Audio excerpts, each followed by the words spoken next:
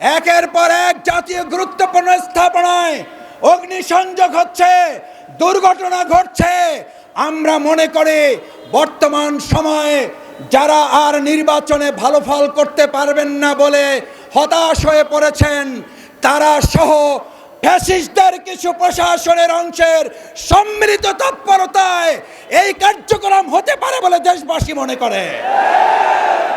স্পষ্ট কথা বলতে চাই, এগুলো বন্ধ করুন, না হলে আবার জুলাইয়ের মতো আমরা রাজপথে নেমে জনগণকে সাথে নিয়ে প্রতিরোধ করে তোলা হবে, প্রতিবাদের আগুন জ্বালানো হবে, জনগণের অধিকার আদায়ের জন্য আবার জীবন বাজি রাখা হবে। 2024-এর জুলাই আগস্টের গণ অভ্যুত্থানের মাধ্যমে যে নতুন বাংলাদেশ আল্লাহ সুবহানাহু ওয়া তাআলা আমাদেরকে উপহার দিয়েছেন, অসংখ্য শহীদ, হাত এবং পা হারা পঙ্গুত্ব বরণকারী জুলাই যোদ্ধাদের মাধ্যমে সেই বাংলাদেশকে মানবিক একটি বাংলাদেশে বিনির্মাণ করার জন্য বাংলাদেশ জামাত ইসলামী শুরু থেকেই আমরা আমাদের কার্যক্রম পরিচালনা করে আসছি। তার ধারাবাহিকতায় জাতীয় ঐক্যমত কমিশনের দিনের পর দিন, মাসের পর মাস দীর্ঘ আলোচনার ভিত্তিতে জাতীয় জুলাই সনদের যে স্বাক্ষর অনুষ্ঠিত হয়েছে, আমরা আজকে এখানে দাবি জানাতে চাই সেই জুলাই সনদ বাস্তবায়নের আদেশ জারি করে আগামী দিনে একটি সুষ্ঠু নির্বাচনের পথ অতি সত্বর সুগম করতে হবে। যারা আগামী দিনে মানুষের সুষ্ঠু ভোট নিশ্চিত করতে চায় না, তারাই জাতীয় জুলাই সনদের আইনি ভিত্তি দিতে চায় না। যারা জনগণের ভোটের নিরাপত্তা নিশ্চিত করতে চায় না, তারাই জাতীয় জুলাই সনদের আইনি ভিত্তি দিতে চায় না। যারা বাংলাদেশে আগামী দিনে একটি মানবিক বাংলাদেশ বিনির্মাণ হোক, তারাই গণভোটের মাধ্যমে মানুষের অধিকারের প্রতি তারা শ্রদ্ধা দেখাতে চায় না। যারা গণভোট চায় না, মূলত তারা জনগণের গণশত্রুতে পরিণত হয়েছে। গণভোটের বিরোধিতাকারীরা জাতির শত্রু, জনগণের শত্রু। আমার ভাই এবং বন্ধুগণ, আমরা গণভোট চাই কেন? আমরা গণভোট চাই পোস্টার লাগানো হলে আপনারা দেয়ালে দেয়ালে দেখবেন একজন আর পোস্টারের উপর আর একজন পোস্টার লাগিয়ে দিচ্ছে। সকালে ব্যানার লাগালে দুপুরে ব্যানারগুলো খুলে ছিঁড়ে ফেলে দেওয়া হচ্ছে।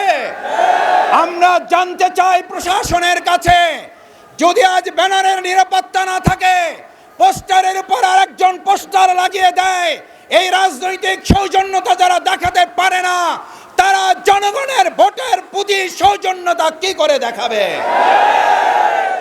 অত্যন্ত দুর্ভাগ্যের ব্যাপার। আমি দু একজনের কাছে ফোন করে জানতে চেয়েছিলাম, ঢাকা সহ সারা দেশে আমাদের পোস্টারগুলোর উপরে পোস্টার লাগান, আর কোনো জায়গা কি আপনাদের চোখে পড়ে না? একজন হাসতে হাসতে তাদেরই লোক বলেছিল, মাসুদ ভাই কি বলবেন, দুঃখের কথা, দলে তো এখন কর্মী নাই, ভাড়াটে সন্ত্রাসী এবং কতিপয় টোকাই শ্রেণীর লোক দিয়ে কাজগুলো করাতে হয়।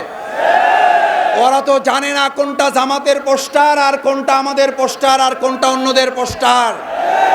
আপনারা এই দেউলিয়াত্বের জায়গায় পৌঁছেছেন ঢাকা বিশ্ববিদ্যালয় নির্বাচনের পর, এই দেউলিয়ায় পৌঁছেছেন জাহাঙ্গীরনগরের পর, এই দেউলিয়ায় পৌঁছেছেন চট্টগ্রামের নির্বাচনের পর, এই দেউলিয়ায় পৌঁছেছেন রাজশাহী বিশ্ববিদ্যালয় নির্বাচনের পর। এখন জাতীয় অপেক্ষায় আছে, জাতীয় নির্বাচনের পর আপনারা জাতীয় দেউলিয়ায় পরিণত হবেন।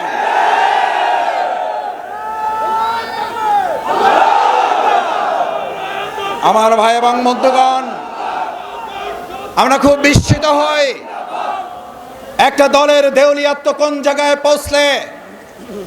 আপনারা যখন একথা বলেন গণভোট এবং জাতীয় ভোট একই দিনে অনুষ্ঠিত হবে, গণভোট এবং জাতীয় ভোট একই দিনে অনুষ্ঠিত না হয়ে গণভোট আরো 15 দিন পরে অনুষ্ঠিত হওয়ার মধ্যে পার্থক্য কি? এইটা একজন সাধারণ সম্মানিত রিকশাওয়ালা বোঝে, কিন্তু আমাদের বড় দল যারা ক্ষমতায় চলে গেছে মনে করে তারা বুঝতে পারে না।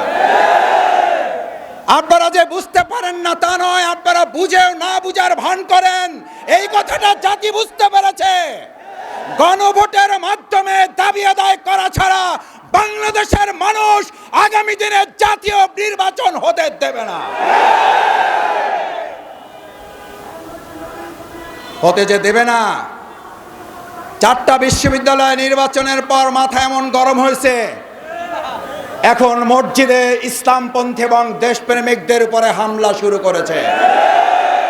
পরিষ্কার বার্তা দিতে চাই, প্রধান অতিথি কথা বলবেন, 24 ঘন্টার মধ্যে নোয়াখালীর সন্ত্রাসীদেরকে গ্রেপ্তার করতে ব্যর্থ হলে পরবর্তী দায় সরকারকে নিতে হবে। উপদেষ্টা যিনি মাননীয়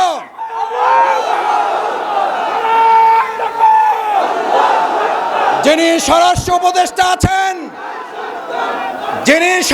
উপদেষ্টা আছেন, যদি আপনারা মনে করেন দলকানা প্রশাসন হবেন, দলকানা প্রশাসন মানবে না জনগণ। দলকানা প্রশাসনের চরিত্র কি এবং তাদের পরিণতি কি? 2024 সালের জুলাই আগস্টে শুধুমাত্র শেখ হাসিনার বিরুদ্ধে লড়াই হয় নাই, লড়াই হয়েছিল দলকানা প্রশাসনের বিরুদ্ধেও। শেখ হাসিনাকে দেশ ত্যাগ করার আগেও দলকানা প্রশাসনকে পিলারের খাম্বার সাথে ঝুলিয়ে রেখেছিল জনগণ। আমি সেই পরিণতির দিকে প্রশাসনকে খেয়াল করার অনুরোধ করতে চাই। নতুন করে বাংলাদেশে আর কোনো দলবাজ প্রশাসন তৈরি হোক, যারা নোয়াখালী প্রকাশ্যে মসজিদে কোরআন চর্চার উপর হামলা করার পর এখনো কাউকে গ্রেফতার করতে পারেন না, তারা জাতীয় নির্বাচন সুষ্ঠুভাবে করতে পারেন, দেশের মানুষ তা বিশ্বাস করে না।